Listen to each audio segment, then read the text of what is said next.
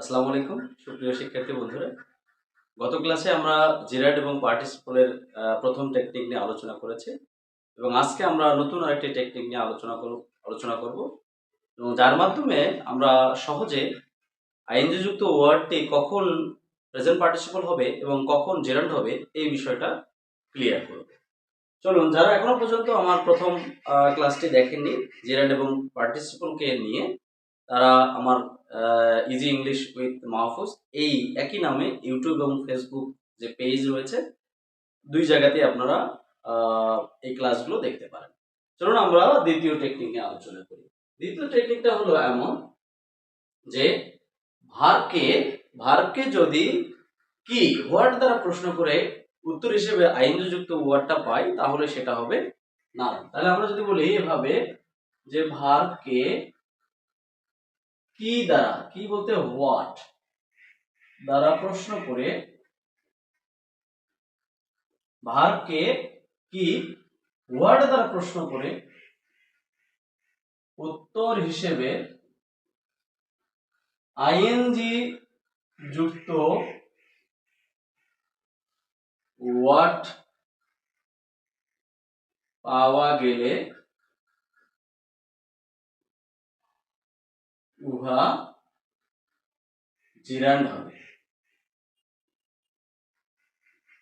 অর্থাৎ ভার্বকে যদি আমি ওয়ার্ড দ্বারা প্রশ্ন করি এবং প্রশ্ন করে উত্তর হিসেবে যদি আইএনজি যুক্ত ওয়ার্ডটা পাই তাহলে হবে ওই আইএনজি যুক্ত ওয়ার্ডটি জিরান্ড হবে। কিন্তু ভার্বকে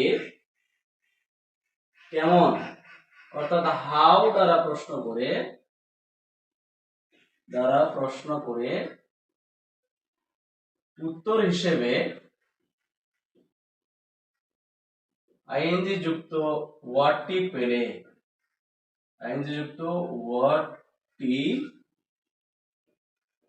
পেলে উহা প্রেজেন্ট পার্টিসিপল হবে।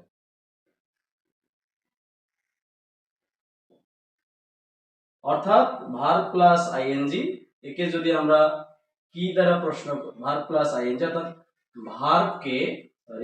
ভার্বকে কি দ্বারা প্রশ্ন করে যদি আমি উত্তর হিসেবে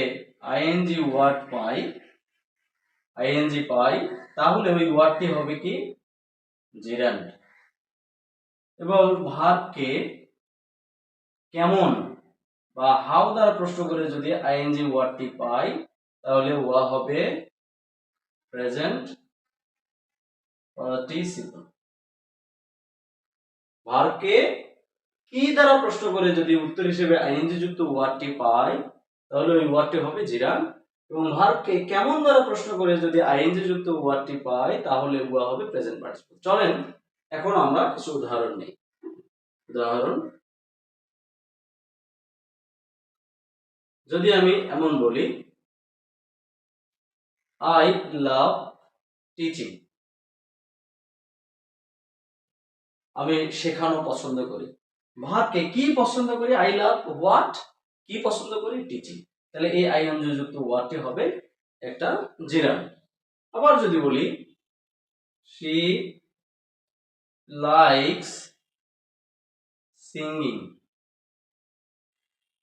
সে গাওয়া পছন্দ করে। তাহলে ভার্ব লাইককে যদি প্রশ্ন করি কি পছন্দ করে, গাওয়া পছন্দ করে, গান গাওয়া পছন্দ করে, তাহলে এটা কি হবে একটি জেরান্ড হবে। আবার যদি বলি ইট ইজ ইন্টারেস্টিং,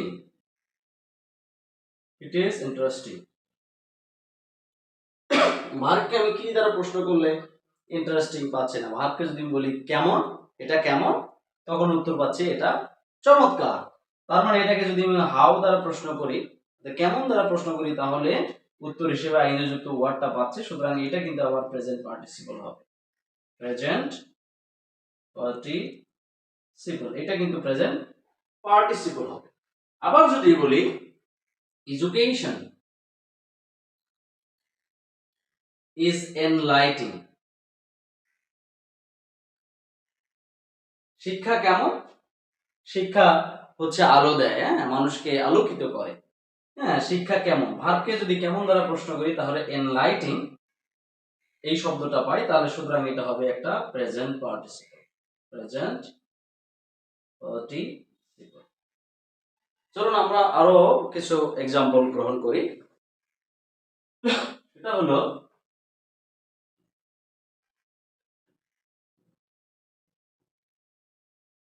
যদি আমরা এভাবে বলি, হ্যাঁ, it is a beautiful painting. হ্যাঁ, it is a beautiful painting. প্রশ্ন হলো এটা কি? এটা একটা পেইন্টিং, তাহলে এই আইএনজি যুক্ত শব্দটা হবে একটা জেরান্ড। আবার যদি বলি শি লুকস চার্মিং, প্রশ্ন হলো সে কেমন দেখতে? কেমন দ্বারা প্রশ্ন করলে যদি আইএনজি যুক্ত শব্দটা পাই, তাহলে এটা হবে একটা প্রেজেন্ট পার্টিসিপল। সে দেখতে কেমন? সে দেখতে চমৎকার। হ্যাঁ, সে দেখতে চমৎকার। আবার আমি এরকম, এর মধ্যে থেকে কিছু প্রশ্ন বিভিন্ন পরীক্ষাতে অলরেডি এসেছে। আমি যদি বলি examination, examination is always frightening, পরীক্ষা সবসময় ভীতিকর। পরীক্ষা কেমন? ভীতিকর। তাহলে কেমন দ্বারা প্রশ্ন করে উত্তর পাচ্ছি, সুতরাং এটা হবে একটা প্রেজেন্ট পার্টিসিপল। Present participle.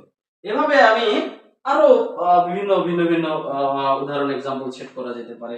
যেমন today is surprising, today is exciting. আজকে কেমন? আজকে হচ্ছে চমৎকার। হ্যাঁ, এক্সাইটিং। এক্সাইটিং শব্দটা একটা প্রেজেন্ট পার্টিসিপল। কেমন ভাবকে কেমন দ্বারা প্রশ্ন করে আমি উত্তর পাচ্ছি, প্রেজেন্ট পার্টিসিপল। ভাবকে কেমন দ্বারা প্রশ্ন করে আমি উত্তর পাচ্ছি, সুতরাং এক্সাইটিং শব্দটা এখানে একটি প্রেজেন্ট পার্টিসিপল। আরো একটা সুন্দর বাক্য রয়েছে, যেমন seeing is believing. Seeing is believing, BELIEVING, seeing is believing. তাহলে এই সিইংটা কি এবং বিলিভিং কি? সিইং শব্দটা হচ্ছে এখানে নাউন অর্থাৎ জেরান্ড, কারণ ভার্বের আগে আইএনজি যুক্ত শব্দটা যদি থাকে, অর্থাৎ ভার্বের পূর্বে সাবজেক্ট হিসেবে আইএনজি যুক্ত শব্দটা থাকলে সেটা জেরান্ড হয়, কারণ জেরান্ড নাউনের মতো কাজ করবে। ইজ বিলিভিং, তাহলে এটা কি হবে? এটাও একটা জেরান্ড হবে, কারণ এটা কমপ্লিমেন্ট হিসেবে কাজ করছে। কমপ্লিমেন্ট কারা হতে পারে? নাউন হতে পারে, অ্যাডজেক্টিভ হতে পারে। হ্যাঁ, নাউনও হতে পারে, আবার অ্যাডজেক্টিভও হতে পারে। তাহলে এখানে শব্দটা কি হবে? আইএনজি যুক্ত শব্দটা, ভার্বকে যদি প্রশ্ন করি সিইংটা কি? বিলিভিং, বিশ্বাস করা। তাহলে কি দ্বারা প্রশ্ন করে আমি উত্তর পাচ্ছি। আর হচ্ছে তোমার হচ্ছে লিঙ্কিং ভার্বের পরে কমপ্লিমেন্ট হিসেবে নাউনও বসতে পারে। হ্যাঁ, সুতরাং এটা একটা জেরান্ড। তাহলে এভাবে প্রিয় শিক্ষার্থী বন্ধুরা, এভাবে আমরা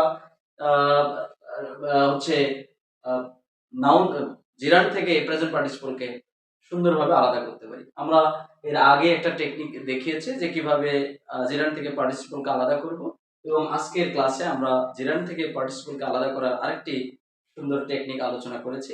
আশা করি এই ক্লাসগুলো আপনাদের ভালো লাগছে, এবং এই ক্লাসগুলোর মাধ্যমে আপনি জেরান্ড এবং পার্টিসিপল সম্পর্কে সুস্পষ্ট ধারণা পাবেন বলে আমি বিশ্বাস করি। ধন্যবাদ সকলকে সাথে থাকার জন্য।